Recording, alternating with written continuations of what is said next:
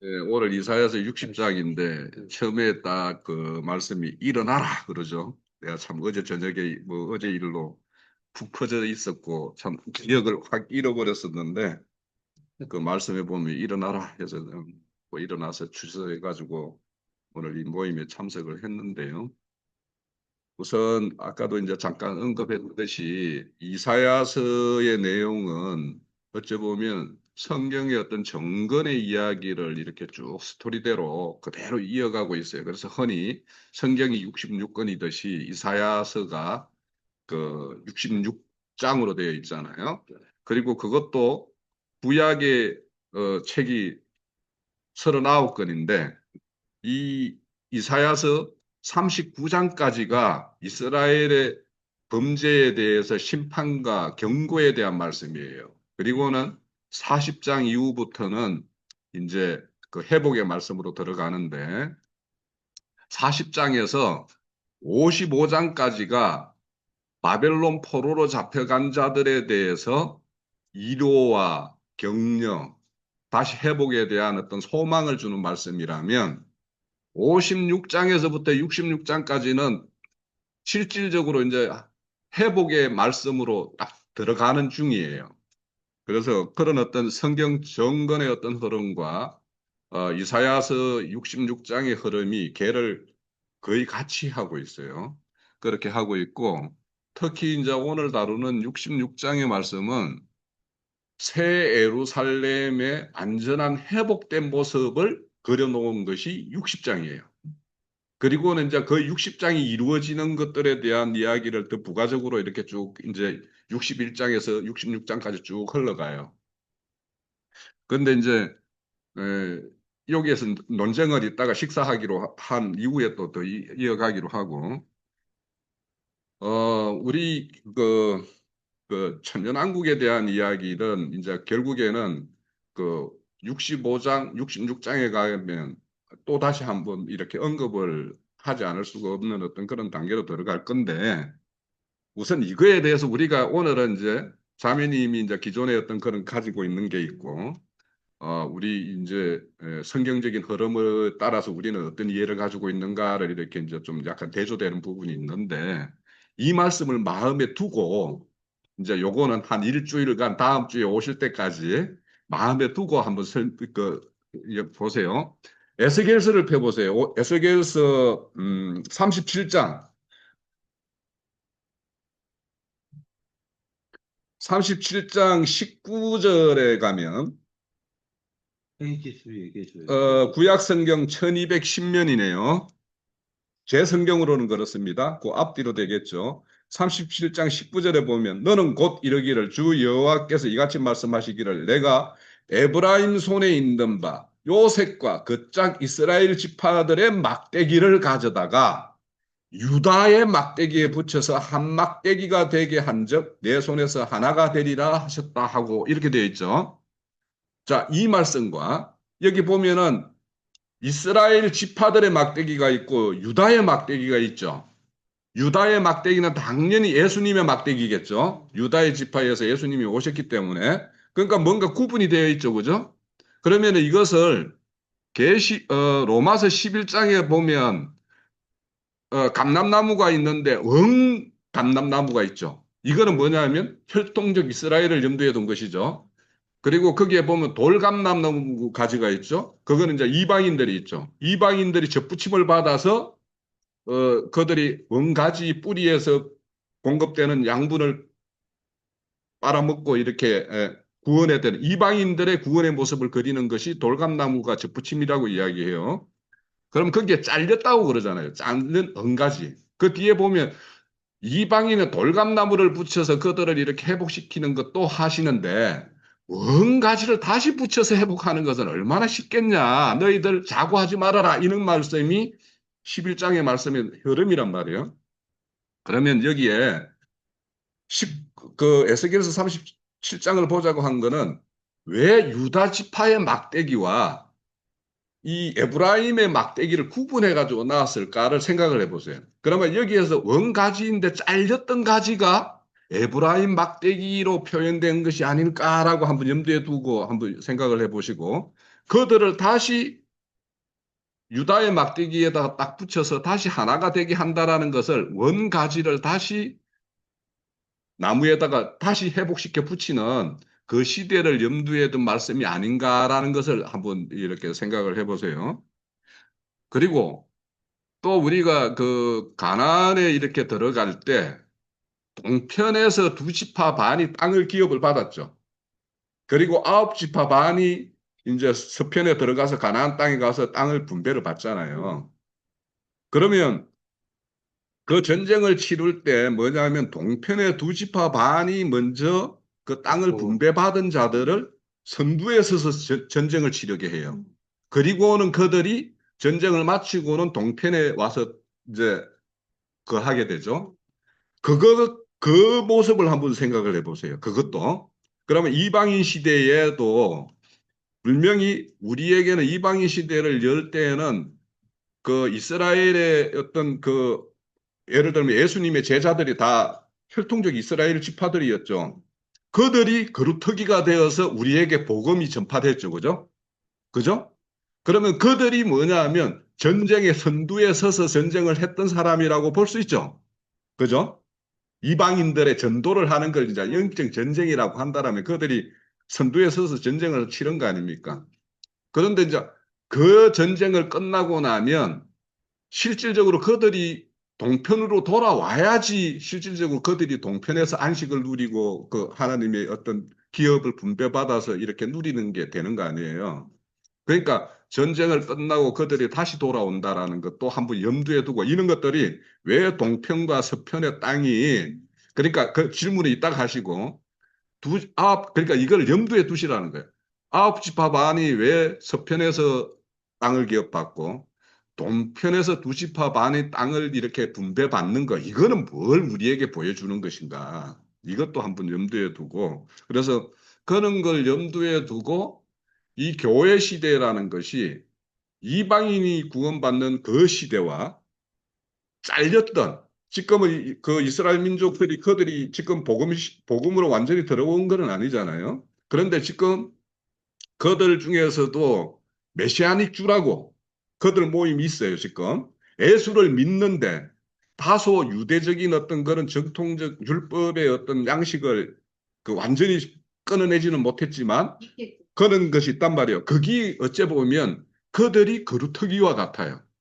그러니까 뭐냐면 우리 오순절에 보면은 떡덩이를 이렇게 준비할 때 집에서 누룩을 넣어서 만든 떡을 집에서 만들어서 가지고 와서 이렇게 하는 걸 보여주고 그죠?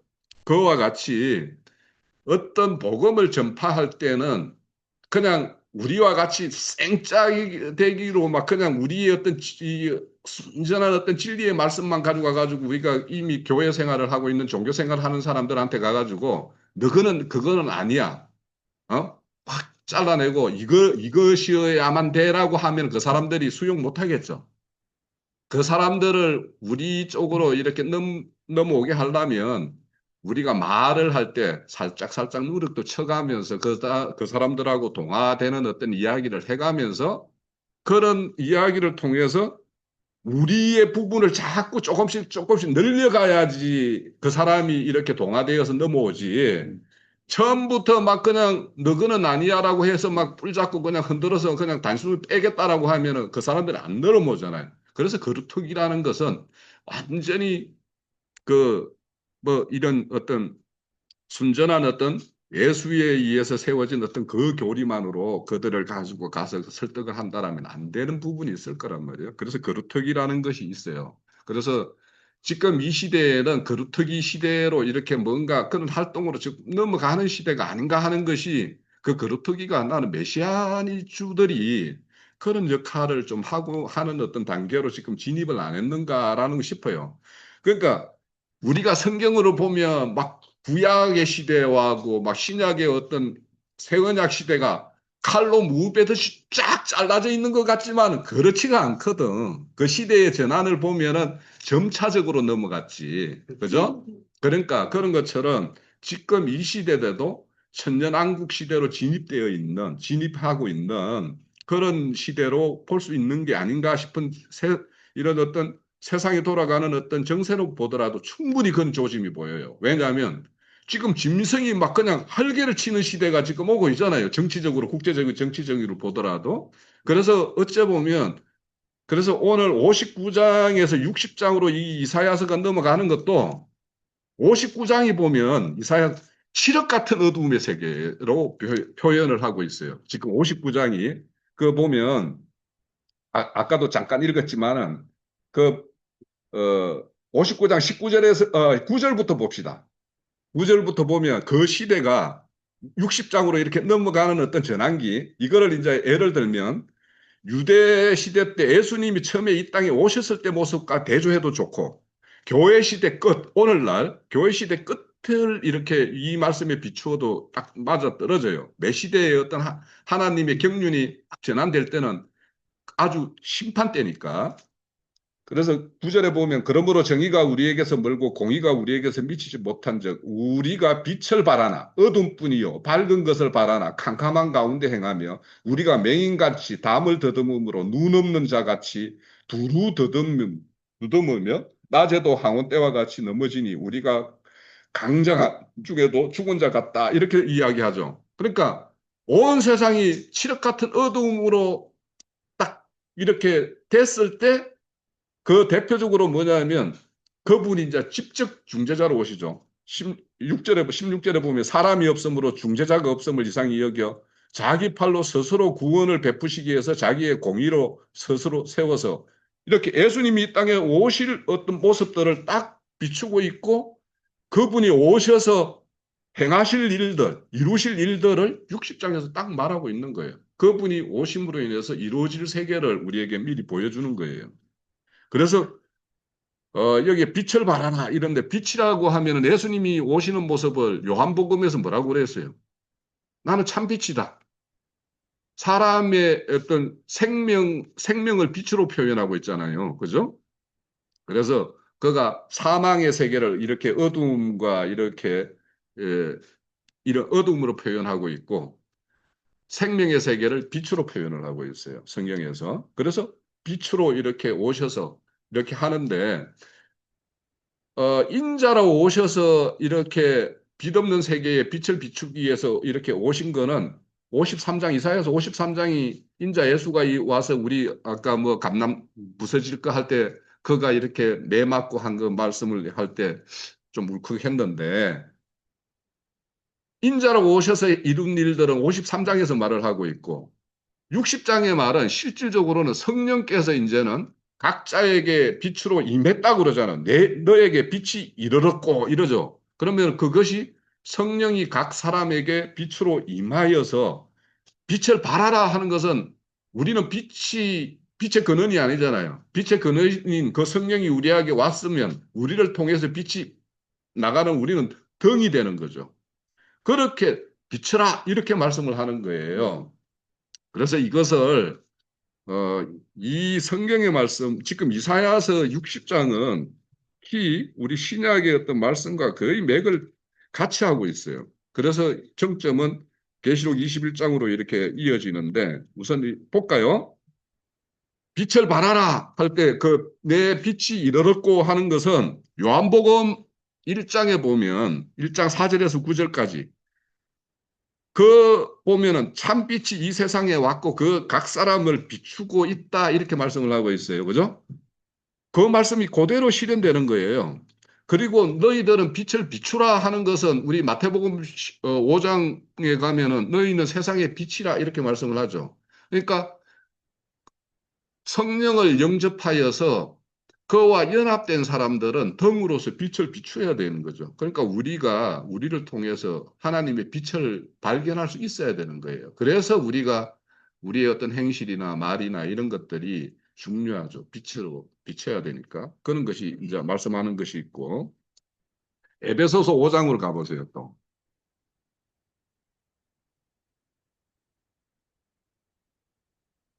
에베소서 5장 신약 성경 314면입니다. 그래서 5장 2절에 보면 이미 인자로 오셔서 이루으신 일이 언급되어 있어. 거기에는 보면 그리스도께서 너희를 사랑하신 것 같이 너희도 사랑 가운데서 행하라. 그는 우리를 위하여 자신을 버리사 한기로운 제물과 희생 제물로 하나님께 드린 바 되었고 이렇게 됐어요. 그것이 인자로 오셔서 이루어진 일이고 이제 다시 거룩한 성결의 영으로 이렇게 다시 사신 그 영이 우리 안에 영접되어 것이 이제 8절부터 보세요. 에베소서 8절에 보면 5장 8절에 보면 너희가 전에는 어둠이더니 이거 이방인이 말하는 거죠. 이제는 주 안에서 빛이라 빛의 자녀처럼 행하라. 빛의 열매는 모든 착함과 의로움과 신실함에 있느니라 이렇게 말하죠. 자, 이와 같이 이제 빛의 자녀로서 이제 행하는 것들 중에서 그 12절, 13절을 한번 봅시다. 그럼 구체적으로 어떻게 행하는 것이 빛이냐? 그들이 엄밀히 행하는 것들은 말하기도 부끄러운 것들이라. 그러나 책망받는 것, 모든 것은 빛으로 말미암아 드러나나니 드러나는 것마다 빛이니라. 자, 그래서 우리가 빛으로 자녀로서 빛을 행하는 것, 여기 보면은 이제 60장 우리 이사야서 60장 빛을 비추라 하는 것과 에베소서 5장에서 너희 빛의 자녀로 행하라 하는 것과 같은 말이에요. 그죠? 맞은 말이겠죠? 근데 구체적으로 뭐냐면 책망받을 것들을 책망하라는 거예요. 빛의 자녀가 어둠인 자들에게 가서 너의 어둠은 어떠한 것이 어둠이다라는 것을 밝혀줘야 되는 거죠. 그것이 실질적으로 빛의 자녀를 행하는 거죠. 그렇게 해서 그 책망을 받게 되면 그들이 이렇게 책망을 하는데 책망을 받아들이며 그들이 빛으로 나오는 것이 되죠. 그래서 이 책망한다라는 말은 막 가서 이렇게 꾸짖어 줘라 이게 아니고 낱낱이 드러내 줘라 이런 말이에요. 예, 빛으로서 낱낱이 드러내 줘라. 그러니까 너가 이해하는 것이 어디 부분이 잘못되었으니까 이 부분은 한번 이런 것과 건져봐 이런 말이에요. 그래서 앞서서 우리 천년왕국에 대해서도 다메님이 가지고 있는 생각이 있었어요. 그죠? 그런데 이제 제가 이제 그 성경 구절을 들어서 이제 이렇게 말씀하신 것들을 마음에 두고 한번 생각을 해서 하나님이 한번 자녀로 삼은 그 혈통적 역사적으로 그 어떤 이스라엘을 자신이 구원사를 펼쳐가는 한 도구로서 손잡고 일을 했던 족속이 이스라엘 민족인데 그러면 한번 사용하고 그냥 용도 폐기하는 것이 그러니까 지금 잘렸잖아요. 그들은 지금 여전히 유대교를 지금 신봉하고 있지 돌아온 자가 있겠죠. 그러니까 그런 자들이 거루터기라는 거예요. 그래서 그런 어떤 이방인들의 어떤 시대 끝에 똑같은 교회의 모임이에요. 교회의 모임이지만 유대인들이 중심된. 그래서 이방의 모든 빛이 다 거두어지고 유대인들 중심의 어떤 그런 회복되는 어떤 시대가 도래할 것이다라고 하는 것이 이제 우리 어떤 구속사의 어떤 7천년 역사 중에 지금 6천년이 거의 흘러갔잖아요, 지금 그죠? 그러면 그 어떤 그런 시대적인 어떤 시기로 보더라도 그들이 회복될 시기들이 올 것이다. 그래서 이제 오늘 이렇게 이사야서 60장에 보면은 이제 예수님이 이 땅에 오셨을 때의 어떤 비춰지는 어떤 모습, 그것이 이제 실질적으로 그 영에 의해서 실제로 이루어질 이야기들이 거의 이렇게 언급이 되어 있어요. 그래서 오늘 말씀해 보면 이제 60장은 뭐 끝난다고 하니까 저도 이제 사실은 말씀 자료는 이렇게 좀 준비를 했는데 어제 이제 기가 빠져가지고 못 보고 왔어요. 못 보고 왔는데 아무튼 오늘 이사야서 60장은 계시록 금방 우리 그 박영진을 통해서 읽었던 계시록 21장에 보면 하늘의 새 예루살렘의 그 장막 가운데 거하는 그 모습과 거기에 보면은 거기는 빛이 필요 없더라 이렇게 되죠. 어린 양이 등대고 빛이 되는 어떤 그런 세계라고 말하고 그거는 항상 문이 열렸다라는 말씀도 여기에 보면은 11절에 보면은 60장 11절입니다. 성문이 항상 열려 주야로 닫히지 아니하리라. 이방 나라의 재물을 가지고 그 왕들이 그 각국의 왕들이 그리 들어오겠고 이렇게 계시록에 되어 있잖아요. 그죠? 똑같은 말씀이에요. 그러니까 그 이따가 하지 마. 유대인들이 회복되는 그때를 말하는 거예요. 아니죠. 그거는 21장은 후속사의 완전한 완성의 세계를 말하고 있는 거예요. 예. 그러니까 그런 세계고, 네. 그래서 이제 형제님이 아까도 보면은 왜 이렇게 후속사적으로 심판을, 그리스도의 어떤 심판대가 열리는 20장에 어떤 심판의 이야기가 있는가 하면, 그 백보자 심판의 이야기를 이렇게 하는가 하는 것은 매 시대 끝에는 항상 심판이 있었어요. 그러니까 그 어떤 심판이 있고 있어야지 뭐냐면 다음 시대로 전환이 되는 것이니까. 그래서 그 어떤 전환기에 어떤 그 심판이 있는가 하면 최종 심판이 있어요. 그거는 좀 설명을 해. 그러니까 그거는 제가 어떤 것에서 그런 역사라는 게 그러니까 계시록 20장 같은 경우 그러니까 자매님도 이게 이 보면 옛날에 그 김기태 형제가 뭐 형제인지 모르겠는데 이제는 20장에 보면 천년왕국을 말씀하고 있잖아요. 그죠? 7절에부터는 천년이 참에 사탄이 그 옥에 놓여 이렇게 되죠. 그러면은 옥이 모든 사탄 마귀가 이렇게 옥에 갇히고 그런 것들의 역사가 종결되는 어떤 그런 시대가 그 경영되는 어떤 시대를 공의의 시대라고 해요. 공의의 시대가 되면 지금 뭐냐면 하나님의 어떤 철권으로 다스리는 어떤 시대가 도래한다라는 거예요. 그러니까 그 시대가 우리는 어떤 시대로 어떤 모양으로 올까 하는 것은 좀 그림이 잘 안 그려지기는 해요, 지금. 그러니까 지금으로 보면은 이 철권 시대를 보면은 세상의 군왕들이 지금 뭐 중국이나 뭐 미국이나 뭐 이런 러시아나 막 이런데 뭔가 제국을 꿈꾸는 나라들이 있잖아요. 그런 군왕들의 어떤 시대가 종결되는 어떤 시대가 될 것 같기는 해요.